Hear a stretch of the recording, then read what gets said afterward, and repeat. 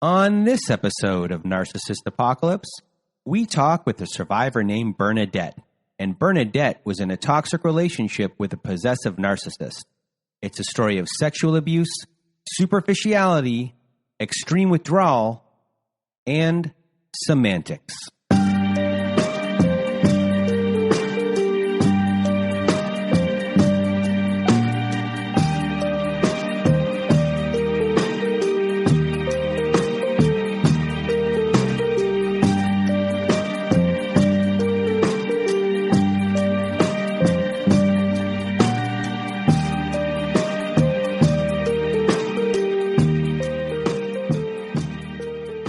Welcome to Narcissist Apocalypse, a podcast that gives a voice to survivors of toxic relationships.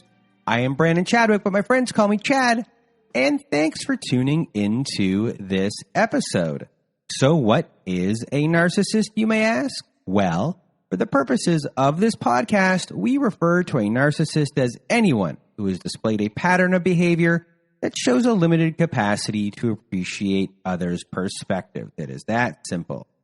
And now, before we get to our episode with Bernadette, I just first want to thank everyone in the Narcissist Apocalypse community for listening to the show and sharing your thoughts by email, Instagram, Twitter, and Facebook. Also, a reminder, if you have not left us a review on whatever podcast service you use, Spotify, Apple, Google, Stitcher, Castbox, etc., please leave us a 5-star review, as that helps out the show a lot when it comes to ranking.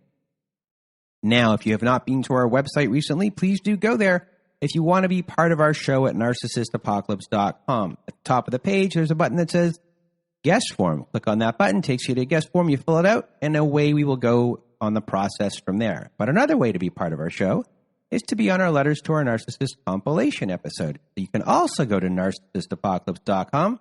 But on the side of the page, there's a floating button that says Send Voicemail. Click on that button. It records up to 5 minutes. If you need more than 5 minutes, press it twice. If you don't want to read the letter yourself, you send us an email at narcissistapocalypse@gmail.com, and me or my old pal Melissa will read your letter instead.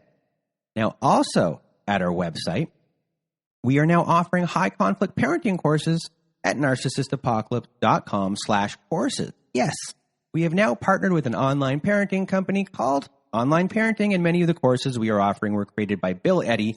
And if you have not listened to our episode last year with a divorce lawyer named Helen, you'll know, or you now know, that Bill Eddy is an expert in dealing with these individuals in court, and he's now helped create many parenting courses to help you through divorce and to help support your children too. These courses are the most widely recognized courses by family courts across the country, so if you want to support the show and are looking for guidance, please do go to narcissistapocalypse.com/courses. And this week we added something new to our Patreon, which will be debuting October 31st at 9 p.m. And what we are debuting is online live support groups. So that's going to be every Saturday. So if you join our Patreon now, every week we're going to be doing a support group on Saturday nights. And maybe if we get enough people, we might start doing 2 support groups a week. So other things that we have on our Patreon, shows that have never aired before, follow-up episodes with other guests, and some pulp culture type things that Melissa and I do together. And that is at patreon.com/narcissistapocalypse. So if you want to support the show, join our Patreon. And before we start the show, I just want to say 2 things. We discussed a lot of sexual abuse during this conversation. It has a lot to do with the story in her early life and then later on in her relationship. Also, there is a point of this call and this conversation where we change from phone audio to straight computer audio through Skype because we needed to change for sound reasons. And another thing is that this was originally 2 stories of 2 different toxic relationships.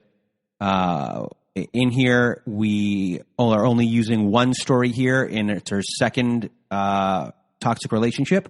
So you'll notice that there is a cut. I will also be putting myself in explaining that during the episode. And now, without further ado, here is my conversation with Bernadette.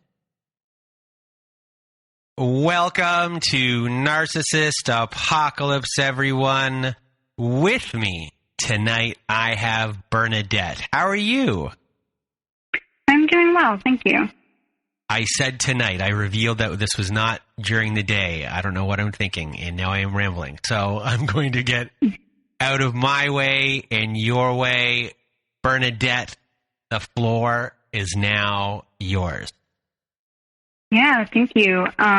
So I guess I'll start with childhood because I think this stuff always kind of starts there, right? So I grew up in kind of like a pretty bad environment. My parents used drugs and they were just awful with each other, both pretty toxic personality. My mom has borderline diagnosis, but I'm pretty sure there's some borderline in there. She has bipolar, and I'm pretty sure there's borderline in there as well, having gone to school to kind of study that. But yeah, so there was a lot of abuse, a lot of physical fights in front of us. And then, yeah, just a lot of moving, instability kind of things. Fast forward to when I was about 8 years old, my mom left my dad and got with my stepdad. And it actually got worse from there. Like within a month of moving in with my stepdad, which was only like 2 months after they moved, away from each other, or she left my dad. Like that was the first time he ever like punched me in the face. So like horrible situation kind of growing up. Again, instability, moving around all the time. My mom had a lot of anger and like would just kind of, she could be like super sweet and then like the next moment it was like a rage fest. And so there was like never really knowing what you were going to kind of deal with emotionally.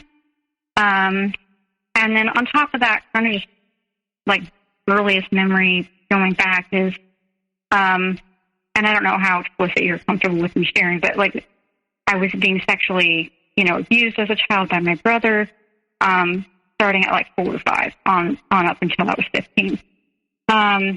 So that was going on. And all of that kind of, led into some of the stuff that did happen later on.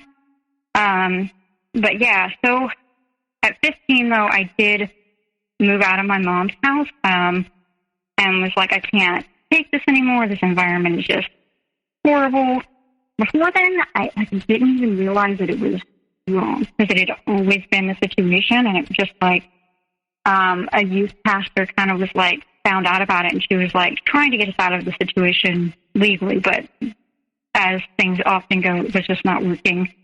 So I moved in with my grandparents when I was 15, and things were actually not too bad between 15 and 18. I lived with my grandparents, and my grandfather was a pastor, and I'm not religious now, but he really kind of had very good morals, and he was just kind of an amazing man.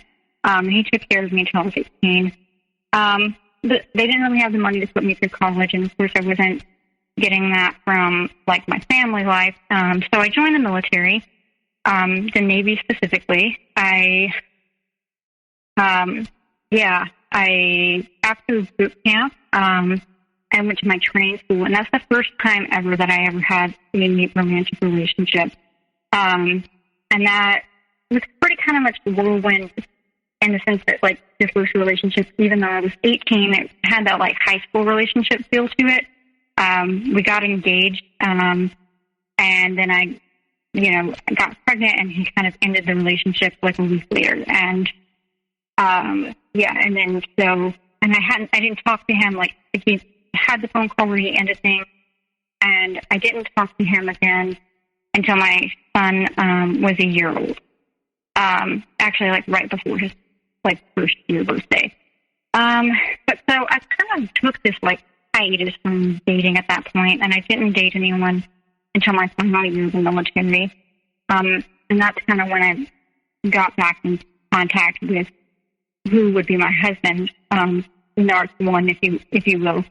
Hi, everyone. This is a post-recorded Brandon right now. I just want to inform everyone that this was originally 2 different stories in one, and we're just telling one story. So Bernadette did marry someone who was a toxic narcissist.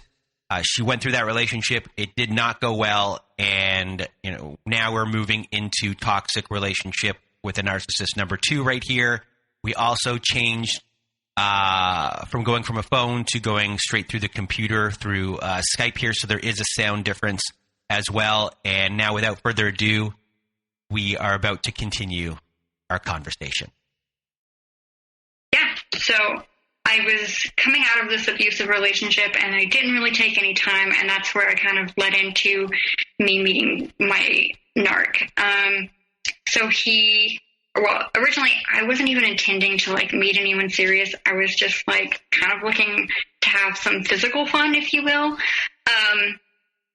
And I was even doing that with a couple of guys. It was all straightforward and honest. This is not going anywhere. This is not serious or anything like that. And that was all good and well. And then I'd kind of vaguely Facebook known my narc for a while. He was in a group that I admin, and he commented a lot. And I kind of had a little bit of a brain crush on him because he seemed super, super, super smart. Probably one of the smartest people I've ever met, unfortunately. And I was super attracted to that. And I was I would like his comments a lot and stuff like that. And then one day he just messaged me, and he was like, I saw you're going through your divorce. I hope you're doing okay. How are you, kind of thing.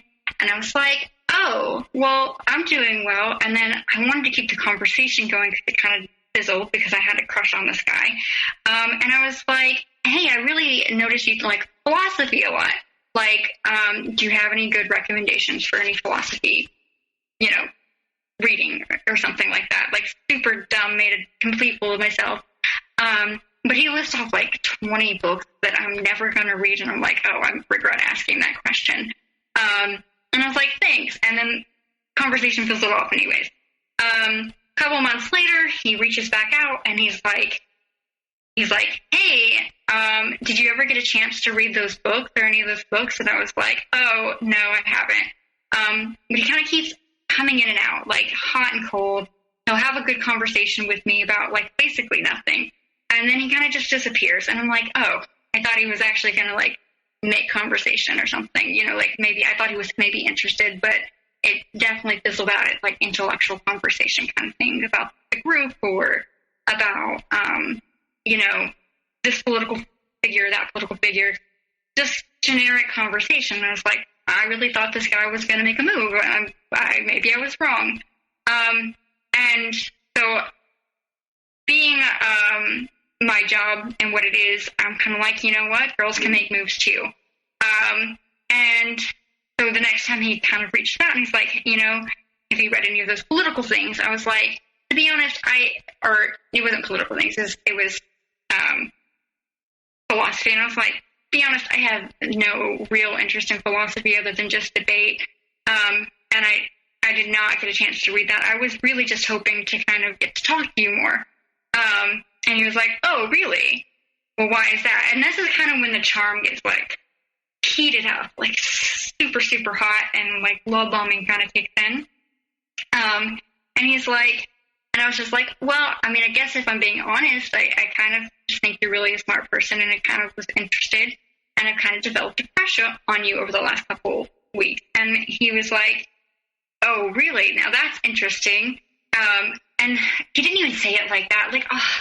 I wish I still had the messages of the way he said it, because it was super grandiose in the way he said it. A beautiful woman like you with such an intelligent mind, interested in me. It was just this super intentionally flattering, grandiose message. And I swear I wish I had saved these messages, but I did not. And I was just of course, instead of being red flag, why is he being so grandiose? I was super excited. No one had ever been that grandiose with me and super intrigued with me before. And so I was just okay. And so from there he was okay, well, I'll take it from here then. And he was from there, he did take it from there. He just constantly talking to me what are your likes? What are your interests? What's your favorite book? I'll read it so that I can also know your favorite book. Like, constantly, like, talking to me, like day in and day out, like, just over-the-top contact, frequently telling me how pretty I am, all these sorts of things. But then he's like, well, I want to meet up.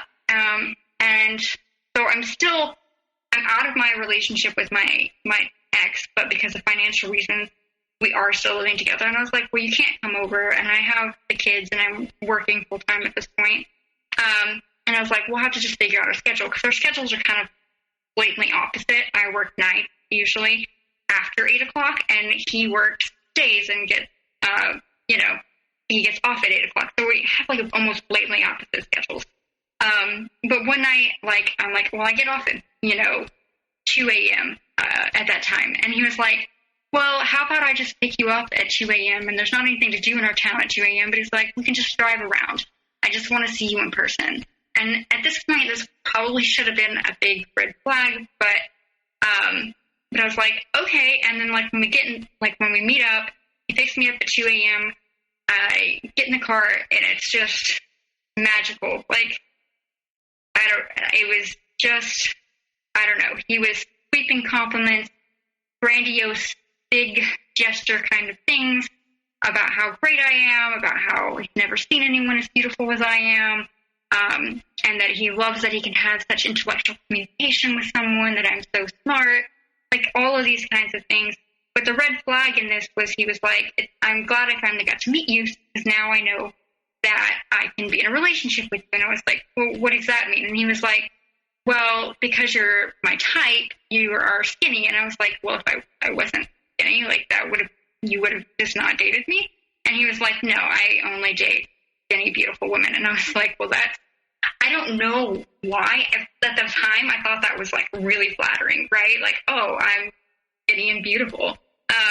But now, like, I feel, like, super fetishized by that whole situation, and, like, how much he often would bring up how he loved how I was thin and beautiful, and, like, I was, like, had the right lines, is what he would say. And I don't even know what that meant, but, like, he was like, it's like you're a statue goddess kind of thing, like, just constant, grandiose compliments, often coming back to my physical features. You're coming out of a marriage here before this where you feel like you were not appreciated?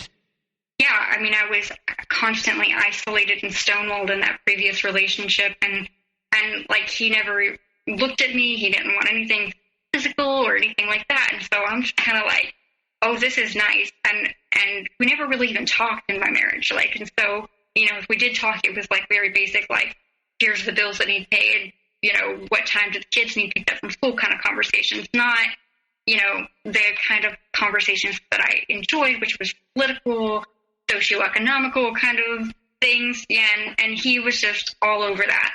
But even though that was, like, something that originally attracted me to him, it always, the conversation did come back to, like, how pretty I was and how physically attractive I was.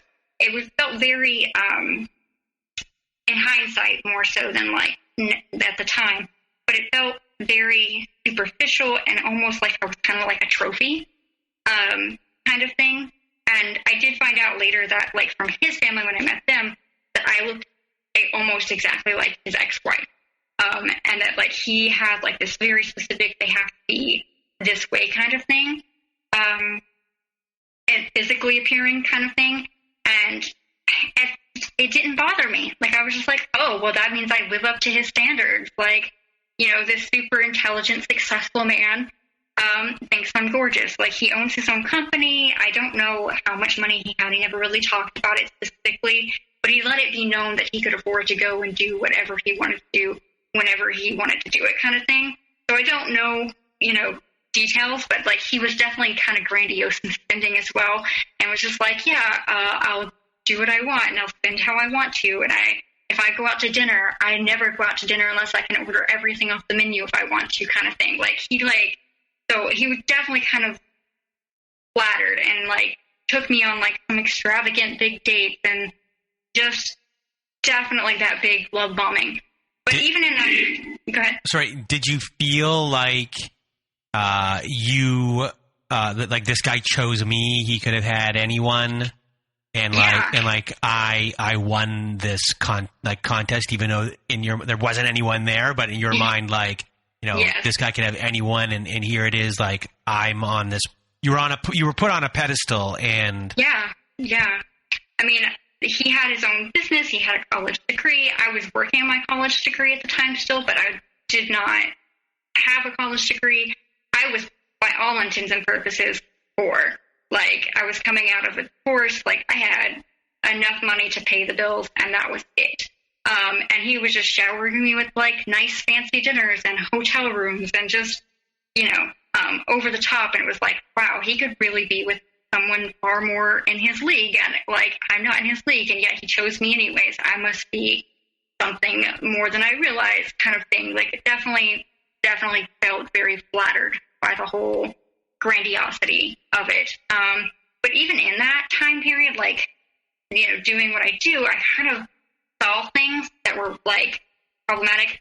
Like, I'm a psychology student at the time. I've just gotten done studying narcissism, and I'm like, and I kind of had this thing where I would, like, jokingly diagnose people. Like, I didn't take my own diagnosis anywhere seriously, but I'm like, oh, you kind of match the description of this, or I match the description of that.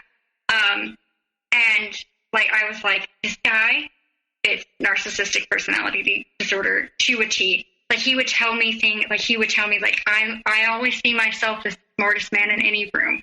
Like, most people were dumber than me.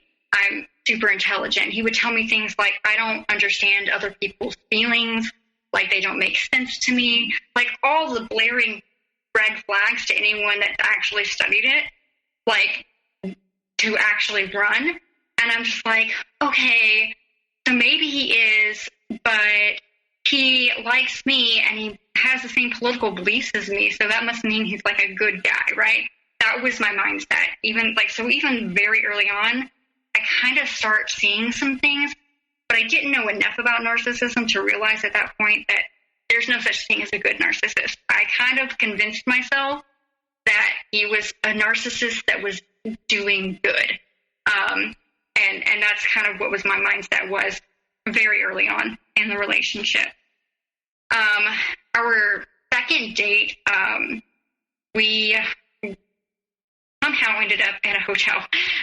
Very manipulative, actually. Like, we went to play mini golf and, to dinner, like a normal date.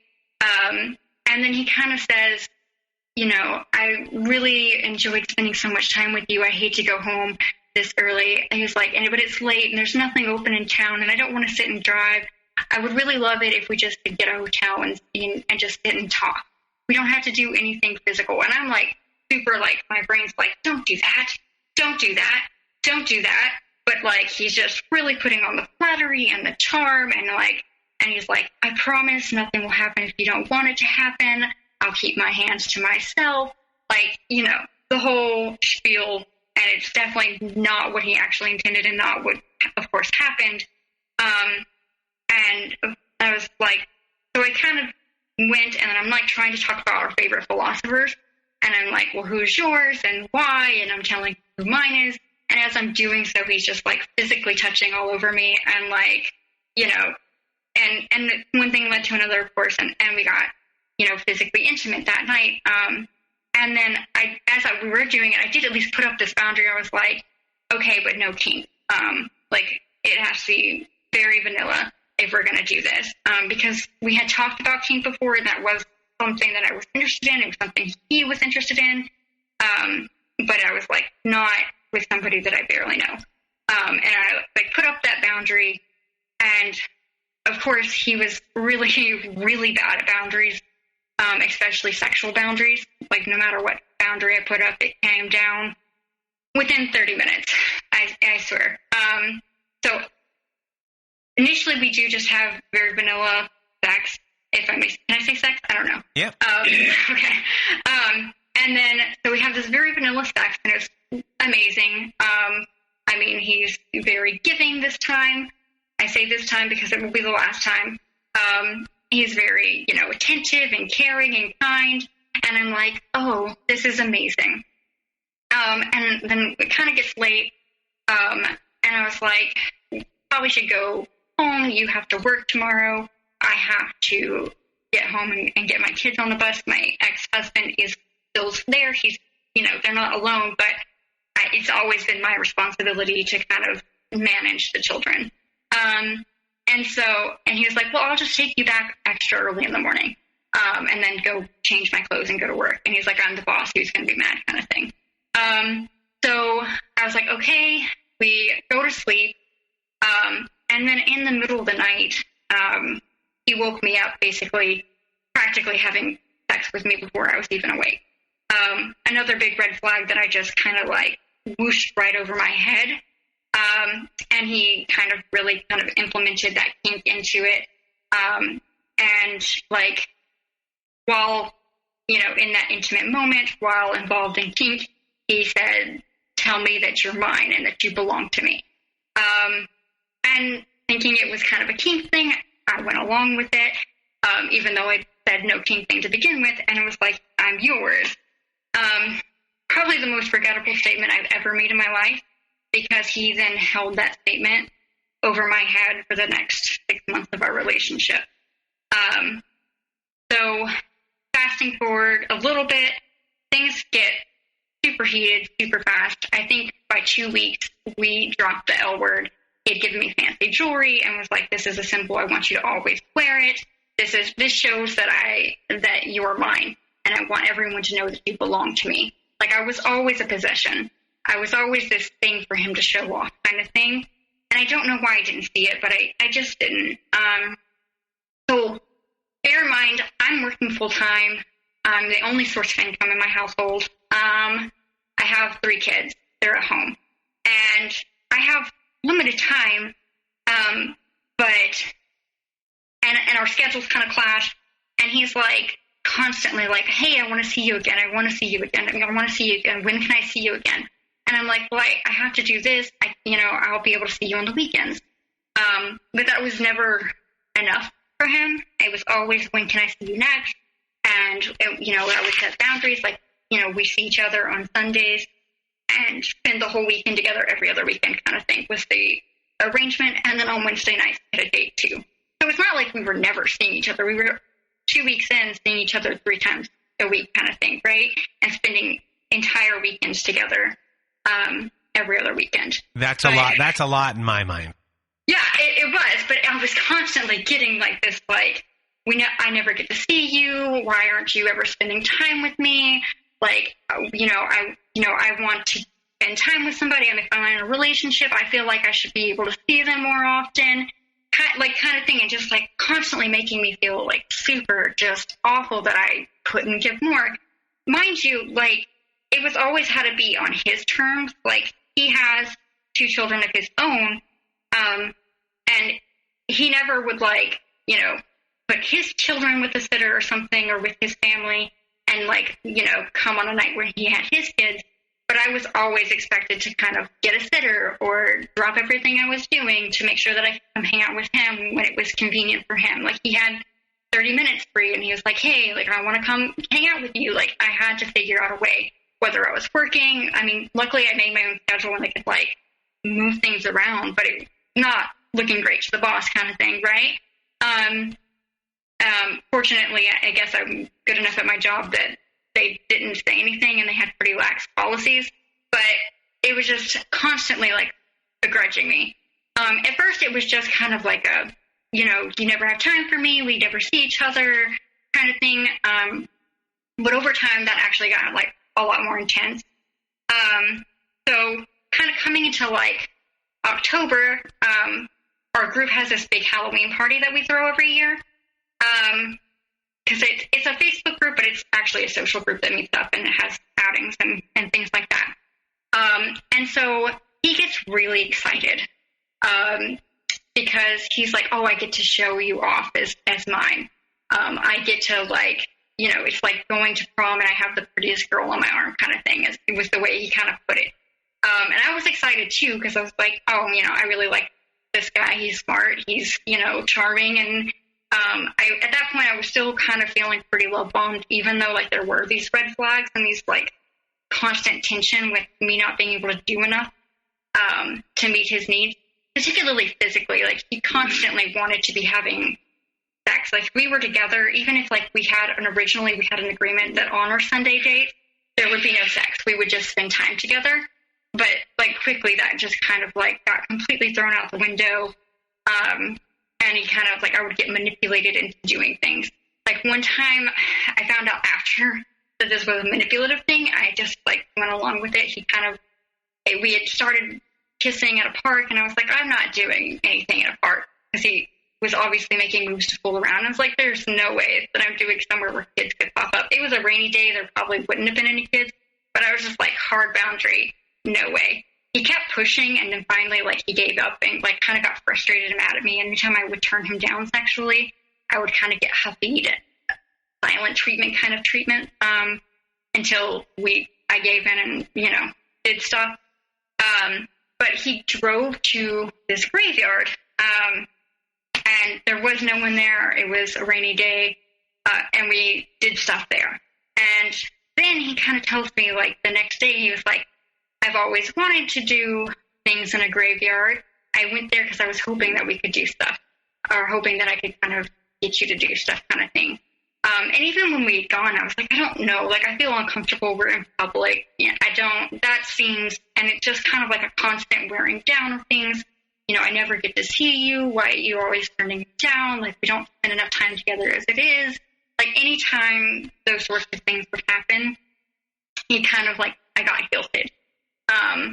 Made me feel really bad about myself for not being a good enough girlfriend. So at this point, you are running off of guilt, mostly. Are you afraid that if you say no and a hard no, that things would end?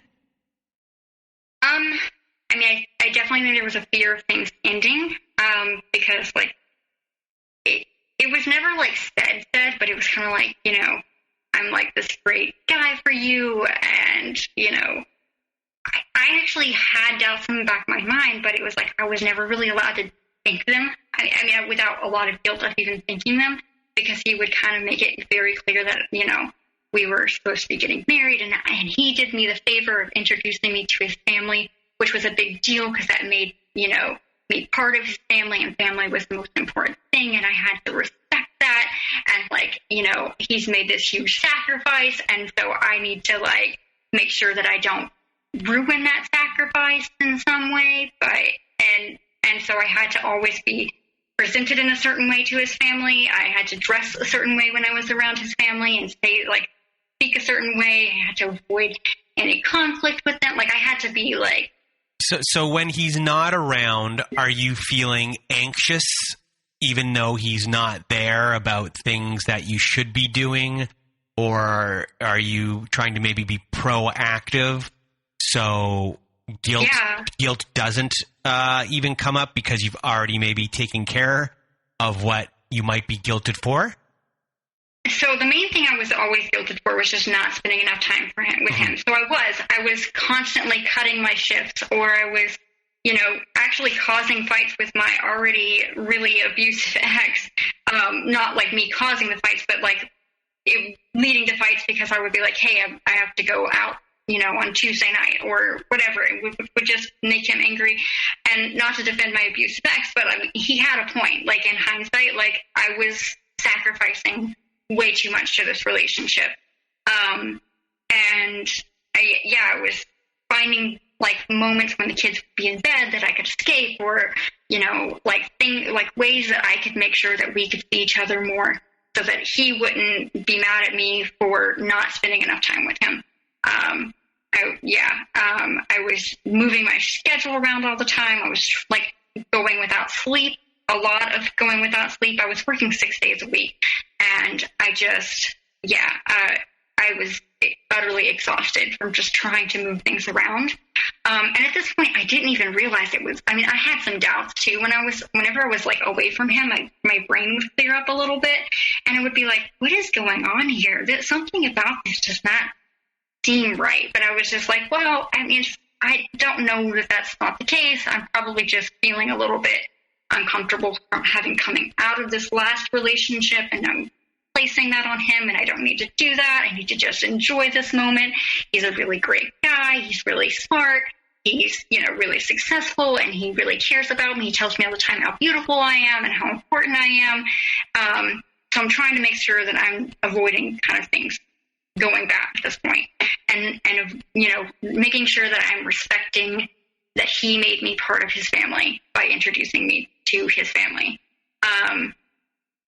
Which, I mean, in hindsight, like, it almost seems absurd. Like, introducing me to your family doesn't obligate me somehow to, like, be perfect in every way all the time and, like, live up to your every expectation. But it would also be things like, well, you're mine, and that's not how my girl is supposed to act. My girl would never do those things, kind of thing. And it would, like, be put on me that I'm supposed to behave in a certain way because I was his belonging, almost. Like, it was constant things like that, too. Like, oh, well, that's not how, my girl would act. That's not how someone that I'm with should behave, kind of thing. Like, but it was almost always framed like my belonging, almost, It practically was like my toy. It was practically what he was saying, and the tone that he took when he would phrase these things. Like, if I were to get into a fight with my ex-husband, he was like, that's not how my girl would behave. She wouldn't get into a fight. Or if I wore the wrong outfit, this is not something my girl would wear, kind of thing. And I didn't even see it as controlling at the time. Like, I was kind of just like, oh, well, I want to make him happy. I want to, like, make sure he's attracted to me. I don't mind changing my outfit, kind of thing. It was just exhausting trying to live up to this, like, huge expectation of making sure I'm providing all the time for him, all the sex for him that he wants. When we would have time together, it was just like nonstop sex, which probably should not be a complaint, but it was, because, I mean, he would wake me up out of sleep, several times a night, like, and no meant really kind of nothing in the situation. Not that I, like, said no because I wasn't really allowed to say no. It was always like a feeling like I'm not allowed to say no. And so I kind of didn't specifically say no, but I would, like, wake up groggy and be like, I'm just waking up, like, go away, kind of thing. And things would continue. You know what I mean? And so, yeah. So the first time I actually ever told him no to sex, we woke up, it was like 5 and 6 in the morning. I had to be home by a certain time to get my son on the bus. And he had to go to work. And I was like, we woke up too late. We hit the snooze button. We can't. Like, it wasn't even because, I don't want to sleep with you. It was a practicality thing. I was already running late. We had to go, and I was like, I can't, we have to get home, or I have to get home. You have to get to work, those sorts of things. And then he kind of grumbled up and stopped talking. He got really huffy, and he didn't say anything to me the entire drive home, like, not a single word. And then I was like, what's up with that?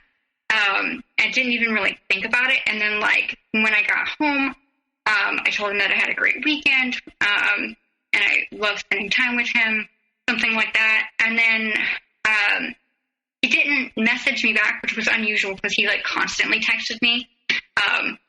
Usually that love bomb thing, like, frequent, constant communication, just always there. And I was like, okay, well, that's weird. And then, like, he didn't say anything to me the rest of the day until that night, about the time that he would have gotten off work. And he then messages me, and he was like, I don't like that you told me no this morning.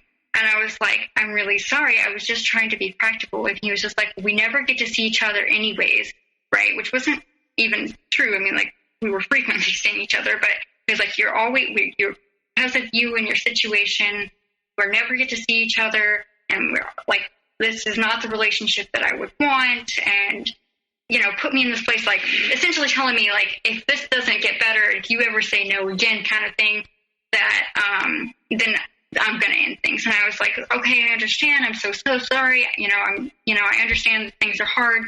And then here I go self-sacrificing again. Like, well, when's it, I can move my schedule around and we can see each other, tomorrow night and we can, do things then kind of thing. And he took me up on that.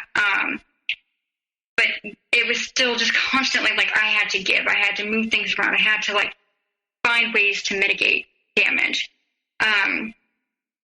My son's birthday party came around, and I was like, and went to invite him to bring his girls to the party, and then I was like, and then he was like, well, I have to ask my ex-wife, which they didn't talk, which I always kind of thought was a little suspicious and was a bit of a red flag to me too. Like they only talked through family, but I didn't really question it. And he was like, he's like, I actually messaged her, and I was like, oh, that's new, And he was like, she was really like upset to find out that I'm in a relationship, and she offered to have sex with me if I would break up with you. And I was like, oh, like kind of surprised that he would share that kind of thing. And then he follows that up with, he was like, if I had been there in person with her, I would have taken her up on that.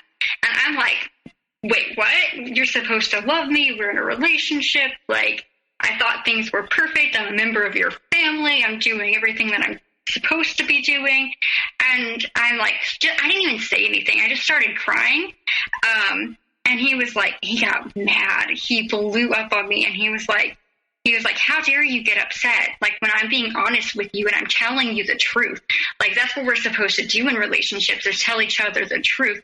Like, I was honest with you, and here you are crying about it. Like, why are you so upset? Like, why are you upset at me for telling the truth to you? Like, don't be so over dramatic. I don't even remember. Like, he had this thing where he would just like go off and like just give me like paragraph after paragraph after paragraph after paragraph before I could even respond, kind of thing. And I was just like, I don't remember the details of this conversation, but I do know at the end of the conversation, I apologized for getting upset with him when he was being honest with me. Like, just the way he twisted it and made it seem like I was being over dramatic, and I should appreciate the fact that he was honest with me and told me that he would have slept with his ex if he had been there. Like, I was supposed to really just appreciate those moments. Another moment that happened shortly after that is he told me kind of about their first time, because I'd always known she was like super hyper religious. And that was why their marriage had fallen apart. And like he said, oh yeah, we had sex on our first date. And I was like, really? And I was like, how did that happen? It didn't add up, with what I knew about religiousness and stuff like that. And he was just like, he told me the story, and it was almost word for word, like the first time we had sex, where he just like pushed and pushed and pushed. And like, I was like, that sounds really manipulative. And he goes, yeah, it was, kind of thing. And just like he was very aware of his behaviors. Like, and I was like shocked by that. And I was like, you would never manipulate me, would you? Like, not realizing that he, in fact, was still, actively doing that. And then he got mad at me about that too. And he was like, why would you, like, I told you the truth. I was honest with you. You asked a question. And I shared with you, and here you are, telling me, that you're hurt by that or scared by that. Like, how dare you be upset with me? Like, it was just always this kind of thing where I had emotions, like, it was terrible, and I should apologize for it. And every argument I kind of apologized for. At one point, kind of moving forward a little bit, we were having a conversation, and the first time he ever kind of devalued me. And I don't even remember what the conversation was or how it started. I just remember he kind of said, don't be a stupid slut.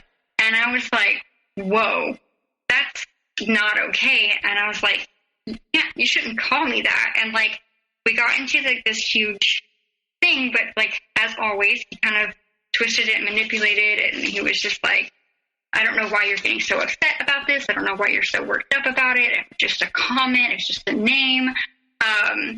And he told me, like, at the end, he was like, well, we have this, you know, hypersexual relationship. I thought it was just part of the kink, and you're my girl, and you're supposed to, like, let me kind of just say these sort of things.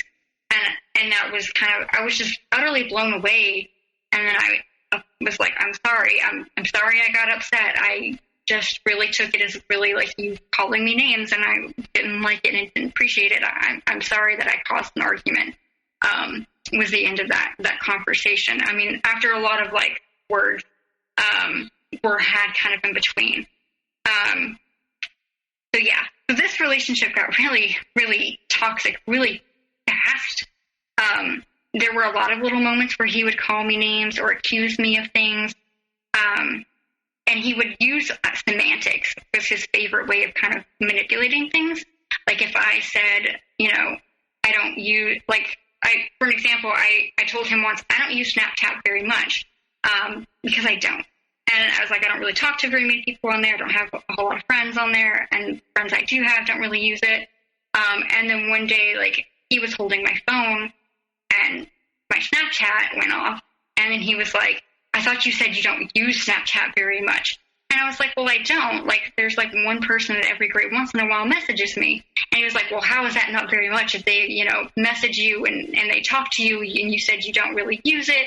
And like, just kind of like, would like pull out like dictionary definitions and fights to kind of like twist it and be like, well, this is what this specifically exactly means, you know, kind of thing. And like, and you said this word, is this not exactly what you meant? To where I'm like, well, no, that's not exactly what I meant. And then he was like, okay, so you're a liar. And I was like, well, no, it's just like a word choice. Sorry if it was a poor word choice, but I didn't mean like that specific definition. And then I would kind of end up apologizing yet again. And like, and he actually used that to kind of control who I could talk to. He then told me I could no longer talk to anyone on Snapchat. Well, originally, when he got into I was like, I'm not going to be controlled. I've seen my mom be controlled. I've seen, you know, all the women in my family go through abusive relationships. I'm not going to let that happen. You can't tell me who I can talk to and how I can talk to them. And yeah, and so then he kind of got really mad. You said you were my girl, and you're not going to do things that, you know, and I brought you into my family, and you don't respect that. You don't care about that. You know, in that sort of thing. And then so I was like, okay, you're right. I'm sorry I hurt your feelings. I'm sorry that I didn't, you know, respect the sacrifice that you made enough. I'll delete Snapchat. I won't talk to anybody on there. And basically the only person at that point I was allowed to talk to was my sisters.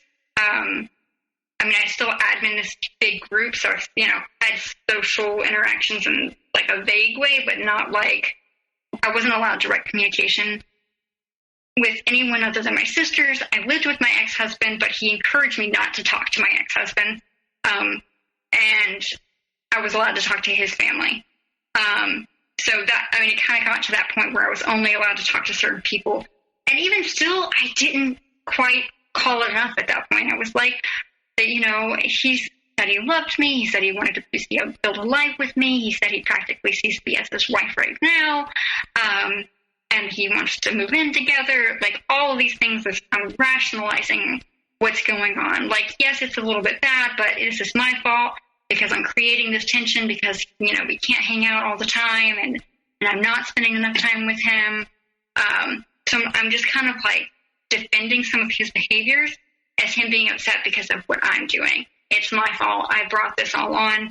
And at this point, I'm even blaming myself for, like, I shouldn't have gotten into a relationship, you know, so quickly, which is true, but not for the same reasons, you know, that I was beating myself up about it at that point.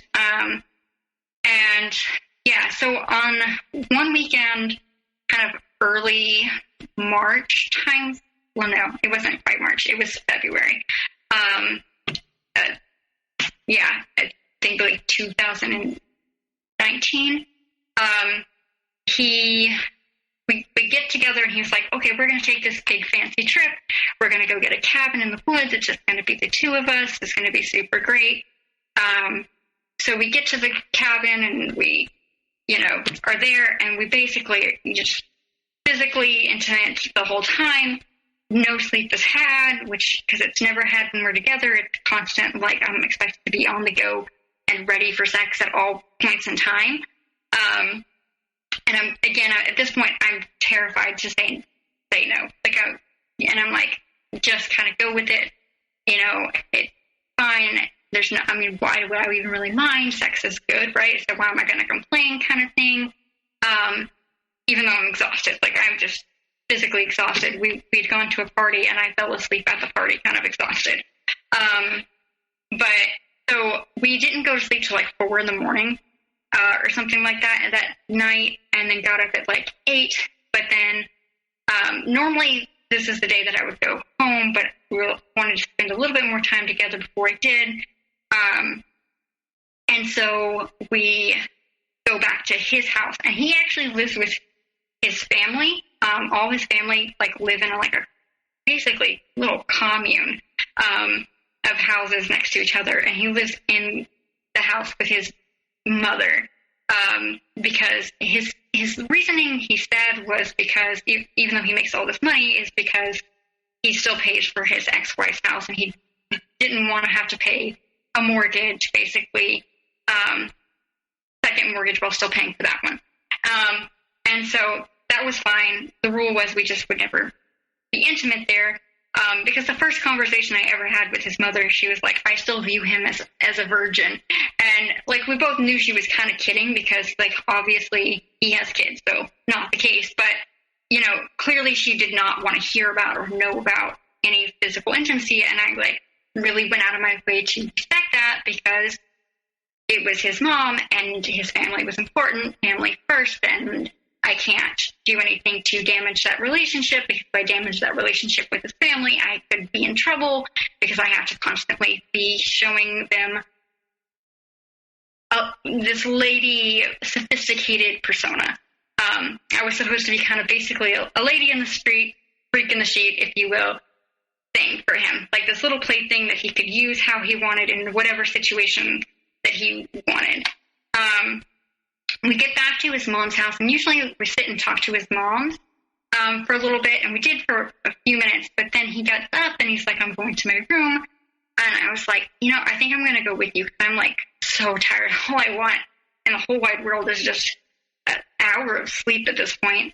And so I go in to the room with him, and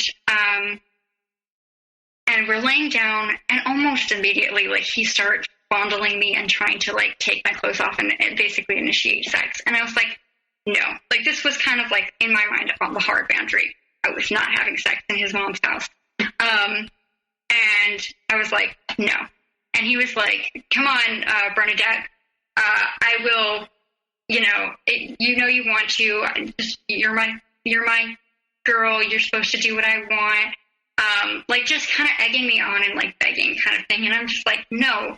And I fully explain it to him, no, your mom is in that room, right next to your room. I don't want to be heard doing that in your mom's house. There's absolutely no way. And I'm like, put down, no. And then he keeps kind of egging things on, and I was like, I'll use my safe word. Which I had never even been brave enough to even mention that I even had a safe word, even though we had the conversation, so he knew the safe word. But he was like, well, I'll just force you, is basically what he said. And I just really froze up. There was childhood trauma kind of that played into my mindset at this point. Because there were times when I was a kid when my brother was molesting me, where if my family would overhear and come into the room and find us awake, we would get, spankings or whatever for being awake kind of thing. So I kind of learned to just be as quiet as possible in those sorts of moments. And so my brain in my head at that moment goes, just lay here, lay still, don't fight, you won't get hurt kind of thing. And so that's what I did. And I felt like super gross and super violated at that point. But it took a long time for me to recognize that for what it was, right? Like, I was essentially, forced to have sex with him under threat that if I didn't, I was going to be raped, which in itself, is a form of rape. And I was but I didn't see it. And I continued this relationship for a couple more months. And the straw that broke the camel's back was just not even something that I think, compared to some of the other moments, was a big deal. But I was just, one day, like, he was supposed to be going out of town to this, like, really big, cool trip. And he was going to be out of town for, like, 3 or 4 weeks and for travel. And he was like, and I had forgotten the dates. And so I just messaged him, like, hey, what dates are you going to be out of town? Because I'm trying to get some extra work hours in because I have, like, neglected work. And I'm just, like, trying to schedule that weekend for some hours at work. And he was like, why? So you can go sleep with somebody else kind of thing? Like, and I was like, wait, what? A, when would I ever have time to, like, be with anyone else? And B, like, I've never shown any signs, like, of ever wanting to be with anyone else. I've never attempted to, like, I've never, had conversations. Like, I'm not even talking to anyone, not even friends. And I was like, what are you talking about? Like, I was super hurt. And I was like, I just wanted to make my work schedule. Like, how could you accuse me of cheating on you? And then it kind of became like this, like, huge thing. Like, I was just being too sensitive. It was just a joke. Like, why did I always start fights, which was a familiar trope that I had heard before. And I got really just upset for, like, I was just like, kind of all the manipulation and things had been building in my head. I was kind of keeping score, and I was just like, I don't want to be degraded. I don't want to be made to feel bad for asking simple questions such as, when are you going out of town? And I was like, we got into a big fight. He made me feel really guilty and really bad about getting upset. And I was like, you know what? Sorry. I'm sorry. I'm such a, horrible person. Let's just call this quits. So you don't have to be with me anymore. Because at that point, like, even in that conversation, it's like, as much as I'm like, this is wrong, there's, like, manipulation here, there's problematic things about our relationship, I'm still, like, he's still able to twist things and make me feel, like, super, super guilty about it all. So he calls me, and I don't answer because I'm just, like, I know that if I hear his voice, I won't be able to, keep to my own guns, or at least I thought I wouldn't. I somehow managed to, like, by the skin of my teeth, but he's, like, begging me, and he's like, I let you into my family, how dare you in things now, I thought we were together in this, I thought this was forever, you're my girl, you gave yourself to me, you said you were mine, how can you just pull out of this, like, why would you just end this? And, like, I'm just like, there's all of these things that are going on, and it's just overwhelming, and I can't constantly fight with you and constantly just, I can't give you what you obviously need, and I can't be the person that you want me to be. And then he tells me, are you sure? Because if I hang up this phone, I'm never talking to you again. And that's pretty, like, hard to hear because, like, we talked all day, every day for the last 6 or 7 months. And I'm just like, I don't know. Like, I'm like, there's a part of me that's like, yes, run. And then there's this part of me that's like, I don't want to, like, be disconnected from him. I can't do that. I'm going to lose him. And he just keeps asking, and I just keep crying, and, like, I can't even talk. Like, I'm just completely inarticulate. And so he ends up hanging up before I can even, like, answer, which is probably good because I probably would have told him that I'm not sure and that I do want, because that's where I was landing in all this, and this, like, mental confusion was that I needed him. Somehow he was special. Somehow, like, I was never going to be able to have someone that cherished me as much as he did in those good moments, and that there was so many good moments, and I was just throwing it all away because of a few bad moments, and that's where my brain, but that wasn't even, the end He reached out a few weeks later, and was checking in on me and how are you doing? I really miss you. Like this, we had such, great times together. You really were something special, all of those things. And then I'm kind of getting suckered back in, but, the suckering is just honestly something I can't even, I don't know if I can put this into words, but, I'm wanting back in at this point. I'm like, yes, let's get back together kind of thing. But he is very, very tricky and manipulative. And he was like, well, I don't know if I can do that. Like, I really miss you and you were really special. And I really loved you, but I don't know if I can do that. And he was like, I think I need more control than you're willing to give me. Yeah.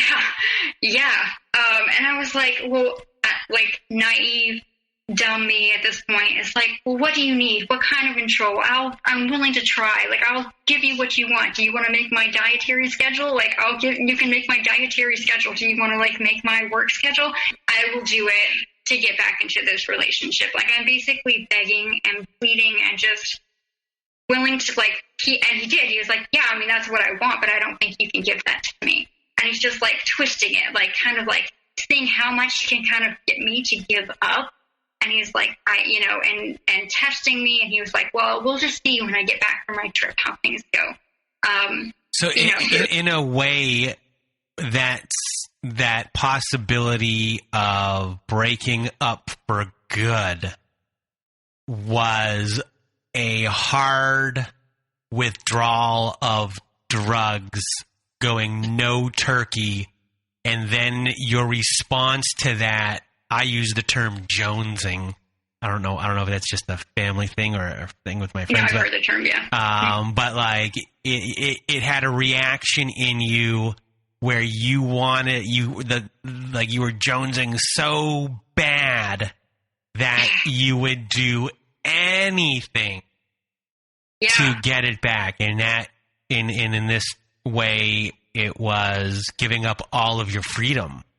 Yeah, and that's what he told me, straight up that that's what he wanted. He was like, you can't give me as much control as I want. I don't think you're capable of that. He's like, I think you're too smart and independent. I don't think you're able to do it. And he's goading me into it. He's seeing what I'll say he can have and what he can do. And I'm just like, I'm offering whatever I can think to offer, you can do whatever you want. We can have sex whenever you want. You can, make my daily schedule. We can spend as much time together as you want. I'm willing to put it all on the line to kind of get back together. And he kind of then goes into some future baking. He's like, well, we'll see what happens when I get back. And he's just holding it over my head, testing the waters. And he's like, well, it would be nice to at least see you physically. And so he uses that. I go and we are intimate, and then he goes on his trip, and then he's still kind of this balance between talking about how great things were, love bombing at this point, is back on that hoovering, how amazing I am, how he really wants me, how he misses me, how I'm the best thing that's ever happened in his life, how he's never met anyone else. Yeah, the whole shebang. But then it's followed with, but I don't know that you can do what I need you to do. Or, even kind of complaining that I'm, still living with my ex because our lease isn't up for another couple months. And I'm just I don't know what I can do when I'm trying. And then he would and then while he was on his trip, he was like, are you going to go out and just sleep with other dudes? We're not even together, theoretically, if I wanted to, that would have totally been within my rights to do. But I was like, no, absolutely not. I'll do anything for you. So he basically did the same thing he'd done to me that, caused me to break up with him. I just, skimmed completely over it and was like, no, of course not. You're the only person that I want. You're the only person that I care about. I was dumb. I made a huge mistake. I was just being overly emotional. I, reacted. It was, I didn't mean it. I'm apologizing. He's completely dragging it out for everything that it's worth. He comes back. We're more intimate, but he's still kind of holding it over my head. And he was like, well, maybe once you and your ex are no longer living together, then we can see them. So it moved from when I get back from my trip to when you and your ex are no longer living together, kind of thing.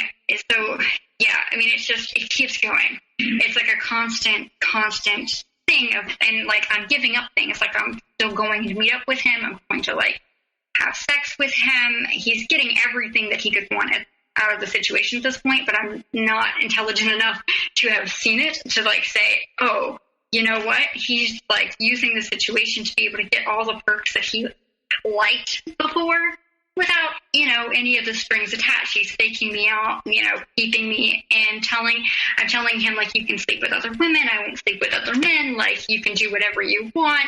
I'm just laying it on thick a little bit, to be honest, just to try and like get back what I feel like I've lost, because I'm utterly addicted. Well, right now, if you were an electric fence,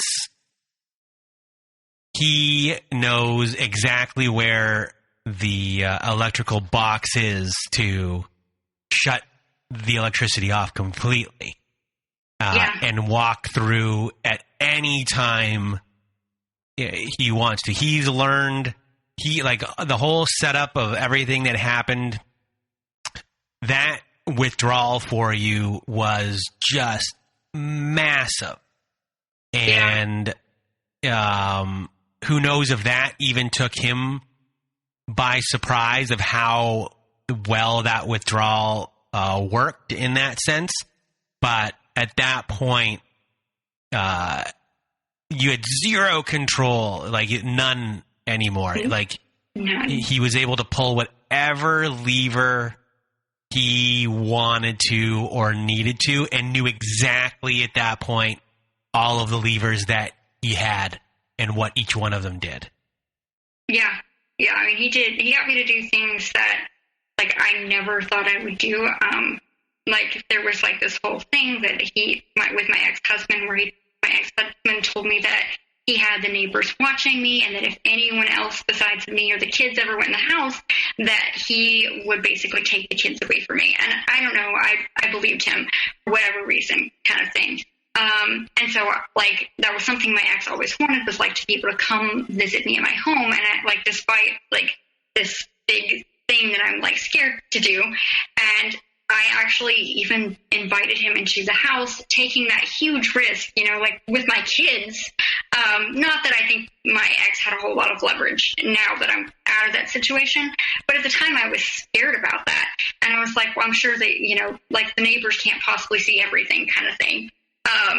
And so I even let him in the house. Like I took so many risks and was just, willing to do whatever it took.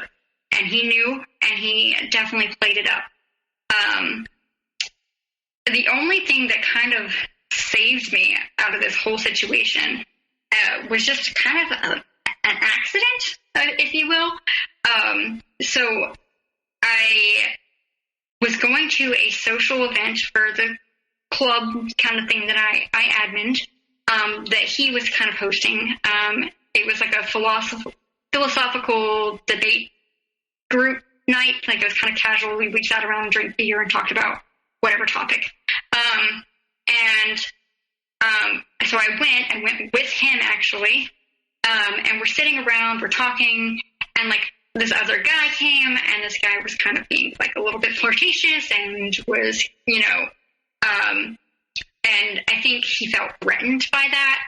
And I probably laughed at a few things that he said or something. And when he dropped me off, he was like, it's time for you to move on. Like he basically discarded me at that point and was like, it's time for you to move on. You obviously, have feelings for other people, and you can look at other people kind of thing. And so if you can do that, you obviously can't give me the control that I want. And so, I wish you the best of luck.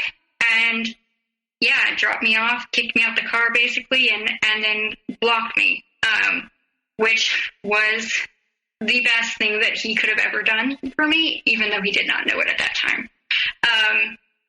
I went into the house, and something I tell my clients to do after a bad breakup is to write pros and con list, use the relationship as a learning opportunity. And so I sat down, like, for the first time after any breakup in my life, because I'm not necessarily one of those people that follows my own advice. And I started writing, and I meant to write a pro-con list, and it started out that way, but towards the end, I was like, and one last thing. And then I wrote out basically the rape situation. And as I wrote it, like, it kind of became very clear that what that was. And then it kind of made the whole relationship, like, there were no pros. You know, there was some flattery and he was intelligent and things like that, very superficial, surface level grandiosity. But underneath that, like, there were cons. There were a ton of cons. And that situation just became very blaring. It probably still wasn't enough to get me to separate, but I was confused about what I had written in a way. Like, it was like the words spilled out on the paper, and I reread it, and I was like, oh my gosh, what happened? And so a good friend of mine who also has her degree in psychology, who works with me, I was like, hey, there's something that I just wrote, like a journal, so please don't judge me for my chaotic, like, weird thoughts, but can I share this with you and see if you have any clarity to this situation? And she was actually the first one to use the R word, because at that point I was, like, basically refusing to call it that. I was just like, I felt violated in this situation. Like, he crossed my boundary is how I viewed it. But that's a big, big boundary to cross. And she wrote back and she was like, I'm going to be sick. I'm going to go drink some whiskey and cuddle my dogs. And you need to stay away from him. You need to block him. You need to put his name in your contacts as narcissistic asshole. Like, this whole thing. And she just basically coached me through going no contact, which was hard. Like, and I just had, like, utter withdrawal. And it was like a drug addiction. Not that I've ever used drugs, so I probably shouldn't say that. I don't know what that's like, but it's the closest I'll ever probably be. Because I was just, like, constantly thinking about him, constantly thinking about texting him or calling him, or, how can I be in contact with him? I don't like not having contact with him. This is awful. What have I given up? And then, like, I would kind of, like, chant a little mantra in my head that, he is a narcissist, narcissists are bad. And then I would kind of just chant it over and over in my head until I kind of felt a little bit calmer, but I wasn't really calm. So fast forward, we still hadn't, this wasn't even the end. He was still running this meeting in our group, and I was the secretary, so I kind of, like, the social aspect of the group, outside of the Facebook world. And so I had to post, it was my job to post group events. So I wasn't allowed to block him on Facebook according to our president of the group, because I needed to be able to get that information from him to post it for the group. And I hadn't gone, I'd avoided it. I, like, avoided him as much as I could. And then I'm just, like, one day decided there was a topic that I really liked and I really, enjoy kind of debate and conversation. And I was like, I really want to go to that. So I talked to the friend that I mentioned a minute ago's husband into going with me. So we go, and in the moment, I don't remember, like, there was something said that we all have choices in our life, and, we choose the bad things, like somebody said that. And then I was like, I kind of just like, well, what if this, and I basically laid out the scenario of when he forced me, to have sex. And I was like, was that the person's fault? Did they choose that? And, like, his face got, like, very angry, but he's in a crowd, and of course he has to have good positive presentation for other people and put on that show. And I should not have gone. I should not have brought that up. I should not have been there. But I just got triggered in that moment, and I was like, I took that opportunity, and then he messaged me on Facebook, which I had not blocked him on Facebook because of the other reasons, about something other than that. And he was like, something started off with love bombing. It was good to see you last night. You looked so beautiful. If you're going to show up to my events, do you have to look so gorgeous and refined or something? I don't know. Just, like, the big grandiose flattery. And even though I'm, like, hardcore, he's a narcissist. I'm getting suckered back in. My brain is getting twisted in that moment, just like any little bit of communication with him, and I'm getting suckered back in. And so then I kind of just took the opportunity to confront him and tell him about what happened, which he denied. Like, he was like, I don't remember ever having sex at my mom's house. And I was like, what? Like, how do you not remember that? That's the only time we've ever done that. Like, how can you, And I obviously realize now that this is denial, because it's text message and he doesn't want screenshots of him, owning the situation. But he's like, I'm sorry that, you felt that way, but if that's how you felt, but that never happened, kind of thing. And I'm like, but it definitely happened. And I'm like confused and like flabbergasted. And I think it was in that moment that I realized I'm not special. Like, at this point, I didn't think I needed to tell anybody else. I didn't need to protect other members of the group because, I was special. He was only going to chase me. Those other girls in the group, they were fine. He wasn't going to do the same thing. Kind of mindset. And then it kind of occurred to me, I have to get this word out. And it kind of just came out with like a simple, like a girl that was new to the group had messaged me around the same time that he messaged me. And she said that she had a really good time and like she like enjoyed meeting me. And I was like, oh, me too. And then I was like, just spontaneously, like, I want to let you know, like, just if you were ever thinking about dating Narc, be careful. And I didn't even give her the whole story. I was just like, be careful. And she was like, thanks. And she was like, here's this social media group that I created for, girls that are dating and stuff locally to kind of put out any bad situations they've had, to protect each other, which is an amazing idea. And so she added me to the group, and it took me a while, but I eventually, I blocked my Narc again, on social media, and an agreement came with the president that he could pass along messages or whatever. Eventually I did post it in this group. It's a private group, so it was kind of like, hopefully it never got back to him. That was part of the group rules, but of course that's not how social media works. But and then eventually I kind of was like, I'm putting other women at risk by posting these events for him to basically meet whoever he wants to, kind of thing. I did put it out there to the group that what had happened, the whole story. And he emailed me this really long, nasty email about how I was a liar and I was a toxic person. My sisters were toxic people, which I don't even really know why he called them toxic. He had never really spent that much time with them. And at the end of it, I was questioning, am I the one that was actually narcissistic in this whole situation? Was I the person in the wrong? Maybe I was. And I cried thinking I was a narcissist one night and was just super upset. And I was like, I'm this horrible person that told other people about him. And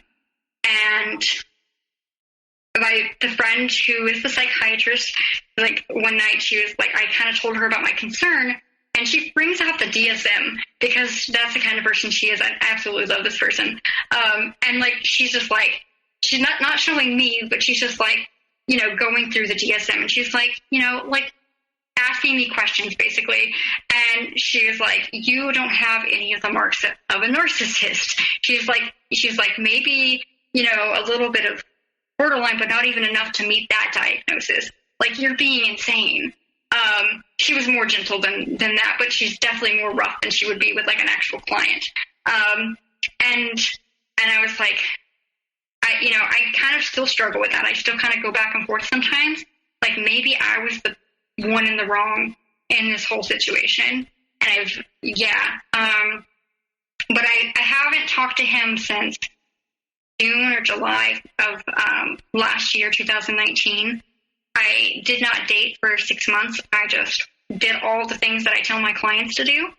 I journaled and I journaled and I journaled and I went and saw my therapist. And I'm not healed. I still have flashbacks. Sometimes I dream about him and it's he's in my head all over again, manipulating me, kind of thing. I feel this weird trapped bubble kind of thing, in my flashback nightmares. I'm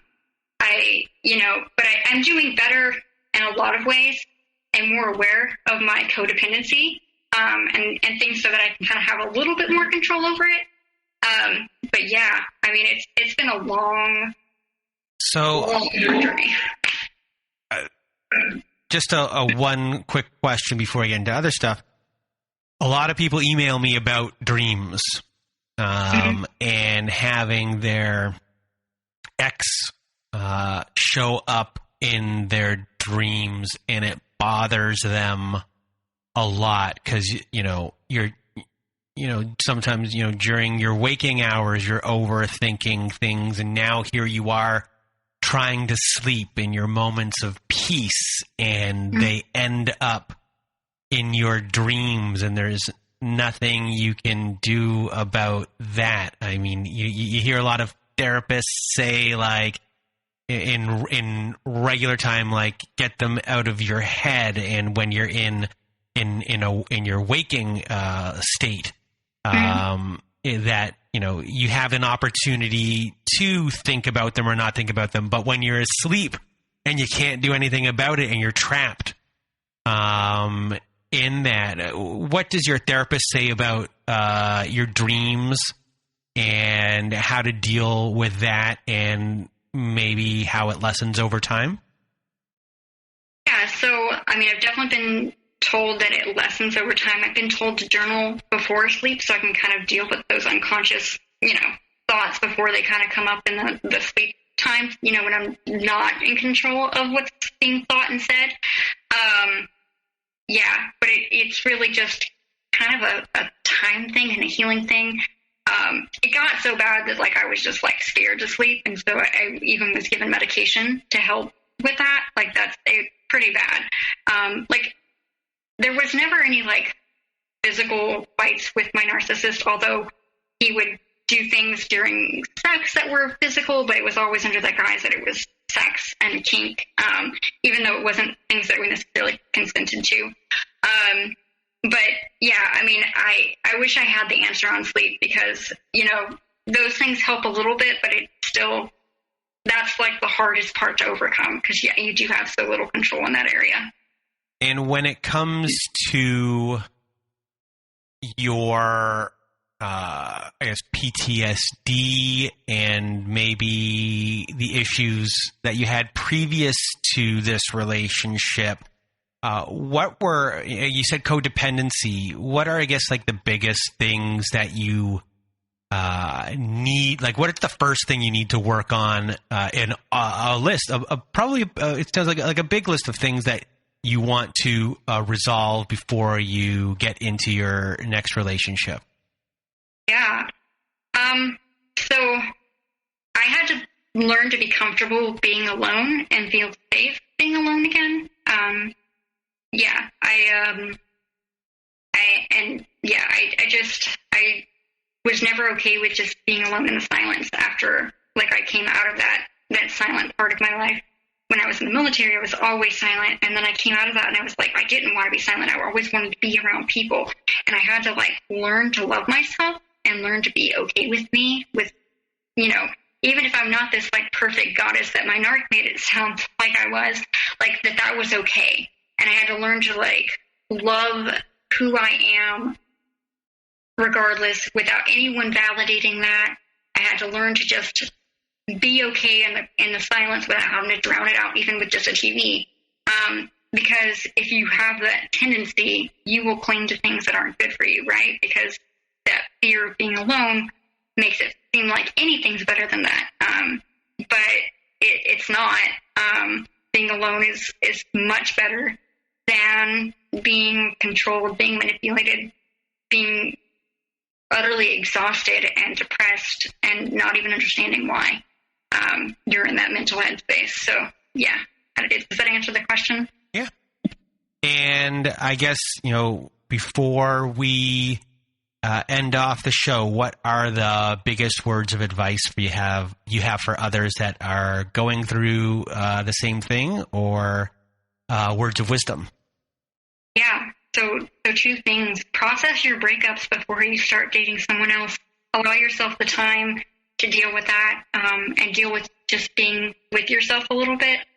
And the second second thing that I would say, trust your instinct, and it's not going to get better. Like, if you think it's going to get better, it's not. If it's getting worse, then there's no way it's just going to flip a script and get better. So leave before, the final shoe drop. Don't wait for it to get that far. Well, Bernadette, thank you for being here with me this evening. And, you told your story wonderfully, and I'm sorry that you had to go through all of this, but you had a lot of helpful information in there for everyone to learn from. So thank you from the bottom of my heart for being here with me today. Thank you for having me. Well, you're welcome. And for everyone else out there who is listening, I hope you have a good night.